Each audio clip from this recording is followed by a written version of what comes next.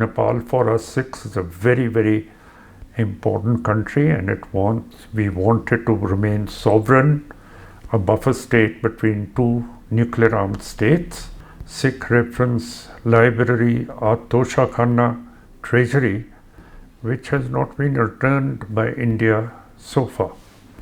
So, as an IPS officer, I thought I owe a debt to my people, and I resigned. That Indira Gandhi and the Indian state might eliminate me physically, so I was leaving for Nepal, and we believed Nepal was a neutral country and a safe country for the Sikhs, so I sought refuge here.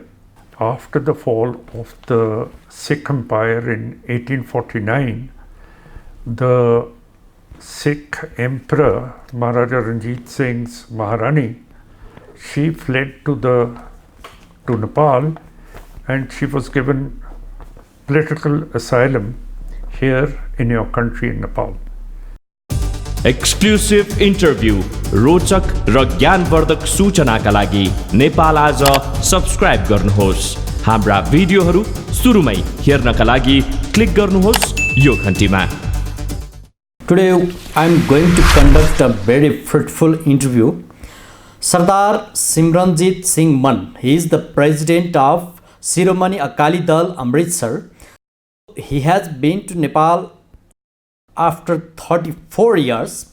Today on the show we are going to take an interview with him. Welcome to the show, sir. Thank you very much. What is your purpose of visit to Nepal now? I've come to see my daughter. She's posted here in an international organization which deals with climate change and social change, and for the aspirations and the upliftment of women. So I came to see her. Now as a member of parliament, do you have any plan to meet with any political parties or political leader in Nepal at this time? If you can arrange any meeting, I would love to meet your politicians. But what you are asking me is very, very political, and I think it will go to every politician in Nepal, what I'm saying. So if they need to have me talk to them, they are most welcome to invite me, and I'll count cost and talk to them. So I asked this question because you are a president of that Shiromani Akali Dal Amritsar. That's why I thought that is there any political meeting, any political gathering and so on. No, but I've given you an honest answer about my visit. It's a visit to my daughter. Definitely, yeah. And if the Nepalese politicians want to have a word with me, they're most welcome. Have you been to any other places in Nepal? Have you visited any other places? Many places I've been here and there, but I've confined my visit to my daughter's home because she wasn't very well and she was sick for a little while. So I've stayed with her. What is the relationship between Punjab and Nepal? Nepal for us Sikhs is a very, very important country, and we want it to remain sovereign, a buffer state between two nuclear armed states for all Sikh political sufferers who should never be extradited to India if they come here and take political asylum. I was coming to Punjab in 1984 when I was arrested by the Indian state on the Jogmani border with Bihar and Nepal. And I spent 5 years in solitary confinement in jail. I was released in 1989, and then my party made me contest the parliament election, and I was elected to parliament from the Taran Taran constituency in Amritsar in 1989. Will you mind to say about your Akali Dal, Shiromani Akali Dal Amritsar? What type of political party is it, and the current scenario of the party? The political party, the Shromani Akali Dal, was founded in 1920 to safeguard the political, social, religious and economic interests of the Sikhs. And since 1920, it has gone off the mark. It has aligned itself with the Central Indian political parties like the Congress sometimes the BJP and RSS, and they have destroyed our independent, autonomous character of the Shromani Akali Dal Amritsar. But our party keeps it intact, and we are very strictly Akalis who adhere to the original policy and the reason why this party was founded for the Sikhs. Shiromani Akali Dal Amritsar is doing best for the Sikhs at Punjab only or all over the India? All over the world. We have centers in 20 countries, and I hope we'll have a center in Nepal also after my visit. So internationally we are very, very active, and we do help out the Sikhs in trouble abroad, and they are very proud to be members of the Shromani Akali Dal Amritsar, because we've kept the character, the original character of this party alive. So you are going to prepare on that part also from this visit? We'll try. If some of the Sikhs are influenced by my visit and they feel that they need a political organization under, of course, the sovereignty of the Nepal government, then we'll see if we can have our membership here as well, because the RSS is here, the Shiv Sena is here, and other Indian political parties, they wield a lot of influence and they are very dangerous. That these parties have an eye to usurp the sovereignty of Nepal, and I think Nepal should be careful of these parties, the RSS, the Congress, Shiv Sena, and all these BJP affiliated. Yes, BJP. You were a serviceman of nation and you resigned IPS DIGP. Then after you joined Shiromani Akali Dal Amritsar. What was the reason behind it? I resigned because India under Indira Gandhi, with the help of the BJP, RSS, CPI, CPM, all the parties got together to attack militarily the holiest shrine of the Sikhs, the Golden Temple, in 1984. India talks of bilateral relations, but it collected the armies of Great Britain and Soviet Russia along with the Indian army to attack the Golden Temple with such ferocity that about 26,000 pilgrims who had collected at the Golden Temple were all massacred.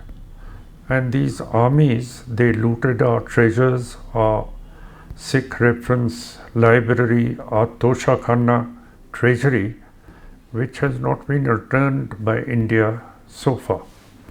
So, as an IPS officer, I thought I owe a debt to my people, and I resigned.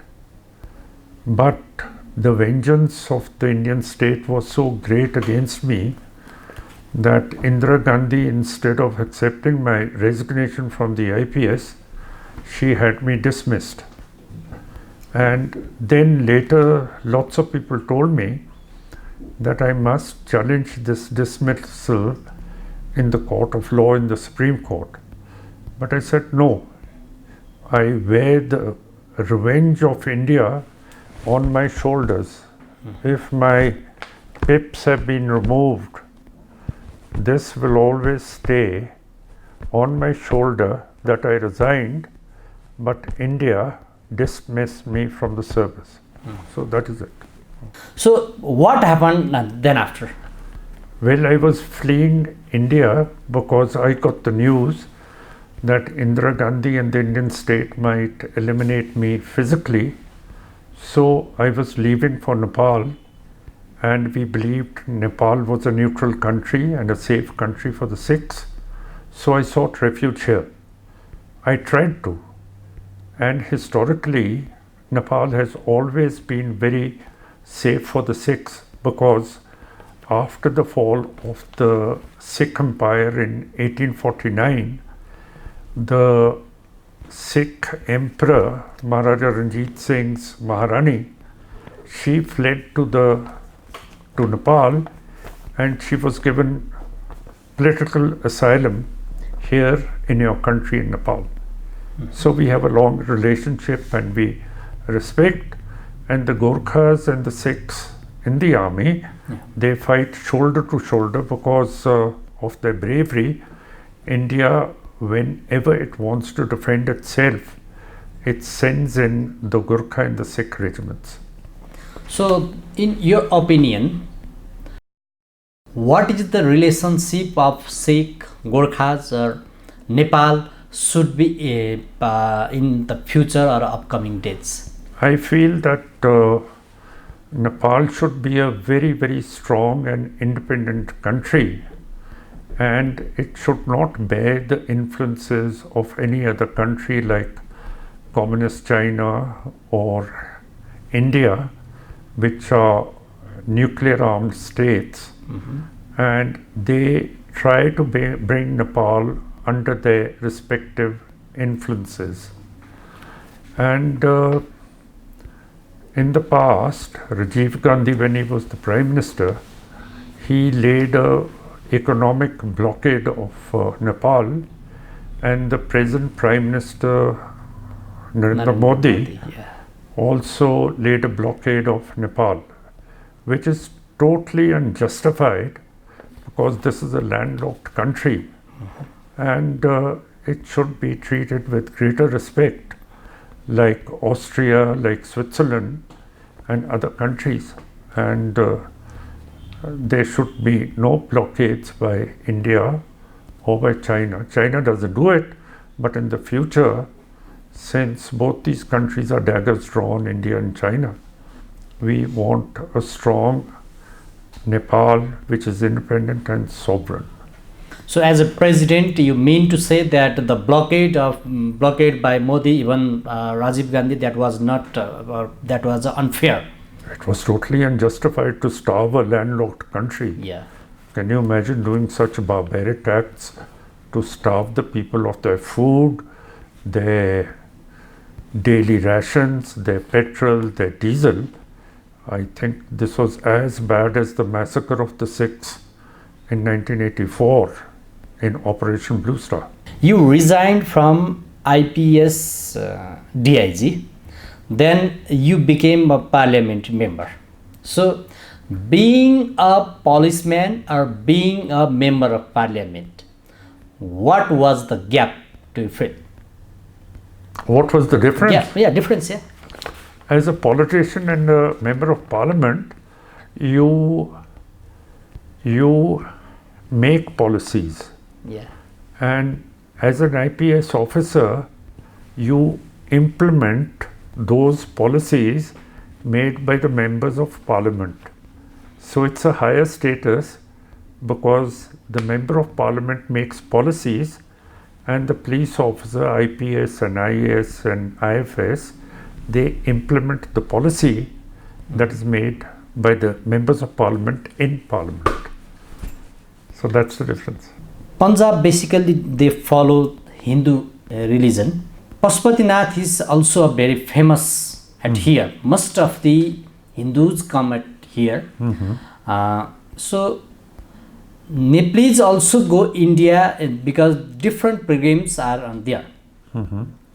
And here is one voice is raising more that Nepal should be a Hindu state. So what is your view as president? Well, it's a majority Hindu state, and what difference will it make if it becomes a Hindu state? It's already known as a Hindu state with Pashupati Mandir. And the Sikhs are not Hindus. We are an independent religion. Okay. But the injustice done to us by India is that in its constitution it has written in Article 25 that the Sikhs are a part of the Hindu religion, which we mind very much, and we are trying to undo this injustice for the last 72 or 73 years. What is the relationship of ceremony Akali Dal Amritsar with any other political parties here? No, we don't have a relationship. We just No have a relationship. historic Okay. relationship that at a time when the British had annexed the Sikh Empire, your country gave refuge and political asylum to Maharani Jind Kaur, the queen of Maharani of Maharaja Ranjit Singh. So it's a very important relationship. Now, you know, there's the population of Kathmandu, including all the satellite towns like Lalitpur and things like that, is about 10 lakhs. Yeah. Yes? 40 lakhs. What I Total. saw on the Google, okay, 40 lakhs. Yeah. And the Sikhs only make 7,000 of that population. Maybe. But yeah. the president of the Rotary Club is a Sikh, Sardar Bhag Singh. That's So you can imagine the way the Sikhs live over here, win the trust of the Nepalese, and do very well. They don't make any mischief, they don't create any chaos. And I found Nepal to be a very, very clean place. All the cities, there's no garbage, and the rivers are flowing clean. But Ganga, the holiest river of the Hindus, since 1947, when India said it gained independence, all the filth of the latrines, of the streets, of the leather industry is thrown into the Ganga. And Ganga flowed peacefully and cleanly in 1947 during the British Raj, but after the Indians gained control of India, they have turned this holy river into something that you don't want to even dip your hand into it because it will be full of pollution. So self-rule has not proved good rule for the Indian subcontinent, I'm afraid. If you can't govern yourself, keep your rivers clean, and that too your holy rivers, it's shameful, I think. Oh. It is shameful. So our that member of parliament or our policy should be on that part. Okay, so I want to move on your personal life. You were the gold medalist of history. Yes, in my BA honours, I got a gold medal, and in the IPS, I stood fourth on the merit list of Indian IPS officers in 1967. Very pleasure to meet you. So, as a very much historian, because you are a gold medalist, what do you think that Nepal-India relationship was on and should be on? I think India should respect the neutrality and the sovereignty of Nepal and treat it as a buffer state between two nuclear armed states, China and India. Do you think And it has been or not? That India has tried to influence events in Nepal by the two blockades it has enforced, and that is totally unjustified. I think the United Nations Security Council should take note in the future that this sort of a thing does not happen again, and by a United Nations Security Council resolution, Nepal should be declared as a no-fly zone for any military plane, any drone or any missile, so that there is no interference in Nepal's internal affairs Yeah, definitely. either by China or by India, it should be stoutly defended by the United Nations as being a neutral buffer state between these two nuclear armed states. It seems that we're at the last stage of our interview. Will you mind to say anything else that you want to tell to our viewers?